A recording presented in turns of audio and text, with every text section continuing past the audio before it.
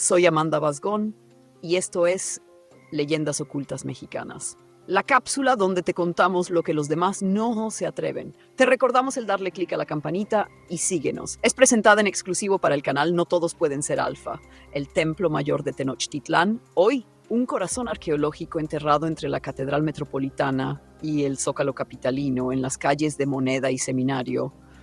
No es solo un montón de piedras para los que transitan el centro histórico.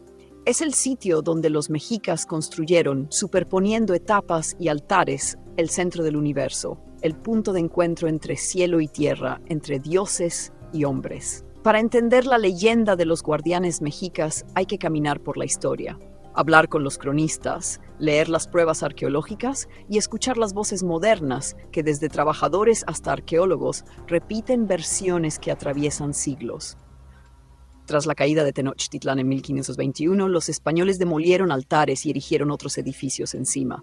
Pero no todo desapareció. Las creencias se transformaron y se preservaron en relatos. Fray Bernardino de Sahagún, en su inmenso corpus etnográfico, conocido como la Historia General de las Cosas de la Nueva España, recoge múltiples testimonios sobre apariciones nocturnas, presagios y entidades que, según los nahuas, vigilaban los templos.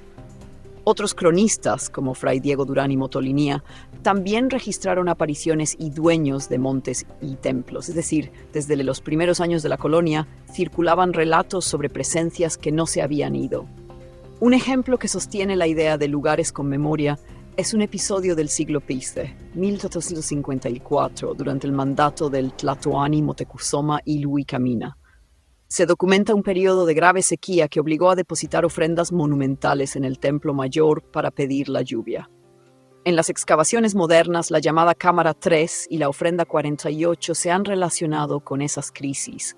La cámara contiene más de 4,000 elementos, figuras mezcala, máscaras, jarrones con efigies de Tlaloc y Chicomecoatl. Y la ofrenda 48 incluye los restos de 42 niños, interpretados por muchos arqueólogos como sacrificios para aplacar la sequía. Datos así explican por qué la memoria colectiva del lugar está cargada de solemnidad y dramatismo. No hablamos de rituales metafóricos, hablamos de prácticas que dejaron restos físicos y nombres de gobernantes que ordenaron actos extremos. La disposición de objetos en la Cámara 3, su orientación hacia el poniente, el lugar del agua y la abundancia, y la presencia de objetos de piedra verde, símbolo de vida y fertilidad, han sido interpretadas por especialistas como una liturgia compleja, no improvisada. Para la mente contemporánea esto traduce: aquí hubo decisiones conscientes, sacrificios y una arquitectura simbólica que conectaba la tierra con el inframundo, el Mictlán, y con los dioses. Ese entramado simbólico es el caldo de cultivo ideal para imaginar custodios que no se resignan a abandonar su ámbito sagrado. Desde finales del siglo XX, las excavaciones en el Templo Mayor han dado material tangible que alimenta relatos, grandes restos humanos y piezas orientadas ritualísticamente.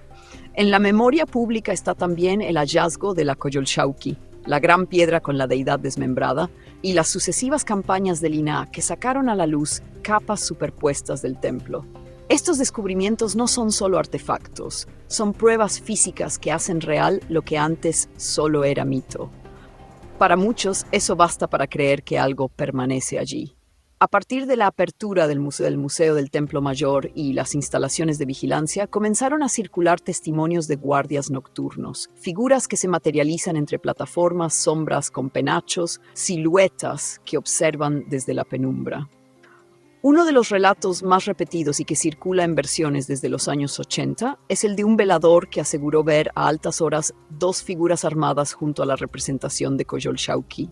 Al revisar la cinta de la cámara de seguridad, notaron un destello inesperado. Otro relato narra que trabajadores en restauración llegaron a sentir un frío localizado, olor a copal y el sonido de pasos que no correspondían a nadie en el área. La publicación del INAH en 2022, el libro Sombras y Susurros, coordinado por Luis Alberto Martos y Luis Alberto López, compiló testimonios de arqueólogos y personal de campo que describen experiencias inexplicables en yacimientos, sueños colectivos, voces, objetos que se mueven y la sensación de guardianes protectores que exigen respeto. El volumen reúne narrativas desde varios estados de México y otros países latinoamericanos y legitima desde el punto de vista académico que existen experiencias recurrentes entre quienes pasan largas temporadas en sitios arqueológicos. Imagínalo, es medianoche, solo la luz amarillenta de la zona de obras ilumina la excavación. Las piezas ordenadas en la cámara, figuras mezcala, ollas policromas, máscaras, proyectan sombras alargadas. Un velador relata que, en ese silencio, las máscaras parecían mirar y que a algún punto sintió la presencia de dos hombres con penachos erguidos. Sus pasos eran leves, casi inaudibles. Las figuras, según cuenta, no cruzaron al lugar de los trabajadores. Se quedaron como detenidas ahí, como custodiando lo descubierto. El guardia, por miedo y respeto, no intentó acercarse. A la mañana siguiente revisó su libreta y notó que durante esa hora sus pulsaciones registradas por su pulsera de salud aparecían inusualmente altas. Documentos como esos alimentan la narrativa. No solo es testimonio oral, también hay registros, aunque débiles, que respaldan tensión y vivencia. La hipótesis que más repite la tradición popular es simple y potente. Los actos rituales, los sacrificios, los nombres de gobernantes que ordenaron ofrendas, todo eso imprimió una marca en el sitio. Algo permanece.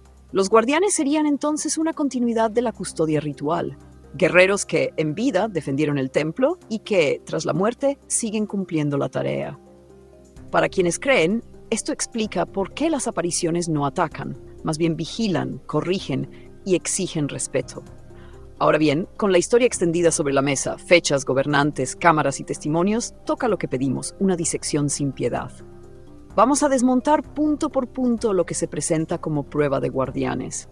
No por desprecio, sino por rigor. Si vamos a afirmar que hay guerreros que sobreviven a la historia y se manifiestan hoy, las razones deben sostenerse frente a explicaciones naturales, psicológicas y técnicas. Los relatos de vigilantes y trabajadores son auténticos en cuanto a la experiencia subjetiva. Alguien sintió miedo, frío, incertidumbre. Eso no se discute, pero la ciencia exige más para aceptar una hipótesis extraordinaria. La mayoría de los relatos ocurren entre medianoche y las 3 de la mañana, horas donde la privación de sueño incrementa alucinaciones hipnagógicas o estados de somnolencia que distorsionan percepciones. Un vigilante solo en turno largo, con ruido urbano y señales lumínicas intermitentes, está en un estado cognitivo distinto al de la vigilia diurna. La autosugestión y la expectativa cultural, saber que aquel lugar está cargado, predisponen a interpretar cualquier estímulo ambiguo como manifestación. La memoria humana reconstruye narrativas. Un detalle raro puede convertirse en una aparición. Los destellos en cámaras y grabaciones requieren cuidado. Cámaras analógicas y digitales son sensibles a reflejos de faros, insectos, condensación, polvo iluminado por focos o píxeles defectuosos. La compresión genera formas interpretadas como figuras. Un destello no es un guerrero, es más probable un reflejo. Incluso existe la posibilidad de manipulación, ya que las leyendas también tienen valor turístico y mediático. El libro Sombras y Susurros compila experiencias, pero su naturaleza es anecdotaria. Los contextos de aislamiento, cansancio y conocimiento del simbolismo del lugar son condiciones perfectas para autosugestión, contagio emocional y sueños colectivos. La explicación psicológica es más parsimoniosa que la sobrenatural. El entorno físico tampoco ayuda. El centro histórico tiene ruidos de tránsito, vibraciones, ecos. El infrasound, sonidos por debajo de 20 Hz, puede provocar ansiedad y sensación de presencia. Corrientes de aire frío generan puntos de temperatura que la gente percibe como entes cercanos. Fauna urbana produce ruidos que parecen pasos. No podemos olvidar la dimensión cultural y económica. Las leyendas venden, los recorridos nocturnos, las cápsulas virales, el turismo místico. La repetición de estos relatos alimenta la identidad y la economía. Eso no significa que todo sea inventado, pero sí que hay un incentivo poderoso para mantenerlos vivos.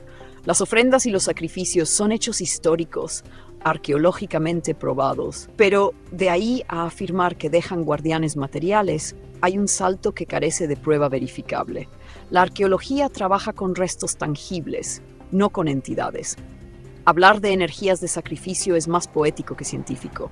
Si alguien quiere sostener que los guardianes existen, tendría que presentar pruebas sólidas, grabaciones en crudo, testimonios simultáneos, registros ambientales controlados y replicabilidad del fenómeno. Hasta hoy no las tenemos. Lo que sí podemos aceptar sin perder honestidad intelectual es el peso simbólico del Templo Mayor, la fuerza de las ofrendas halladas y la sinceridad emocional de quienes narran experiencias.